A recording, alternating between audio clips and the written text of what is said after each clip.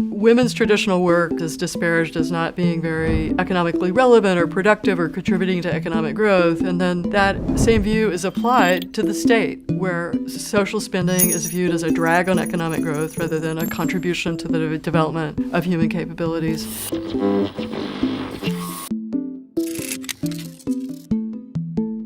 Today, there's a lot of time use data that shows that about half of all the time that people spend working in the United States, they're working outside the market.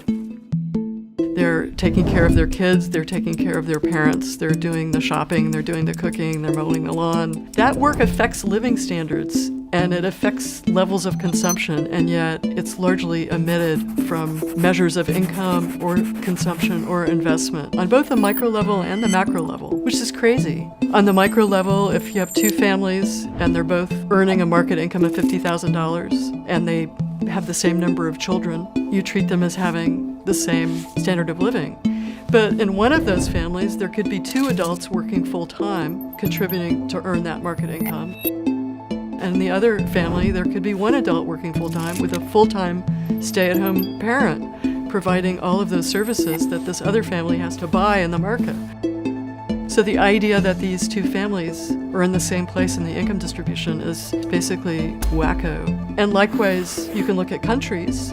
Countries with higher rates of labor force participation of women have a higher GDP than those that don't. But if you assign any kind of economic value to the work that housewives and mothers do, that relative ranking can change. How should economists define work? Well, I think the traditional definition is something that you engage in only because you want the end product. So the process itself is not a source of utility. But if you think about it, that suggests that all the work that we do for pay, we only do in order to get paid.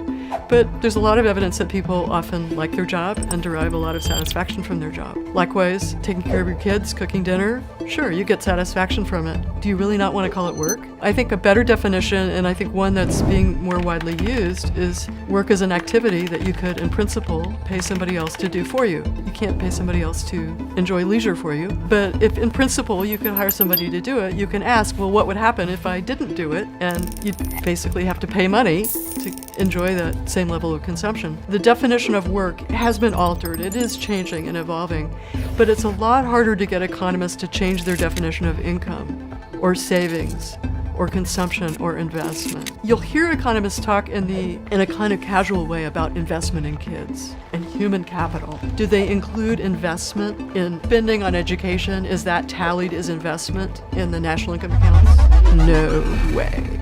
The time that parents devote to children, is that considered investment rather than consumption? No, not at all. I guess my prediction is that's the issue that's going to be processed, is taking that greater appreciation of non-market work and translating that into better measures of non-market income, consumption, investment.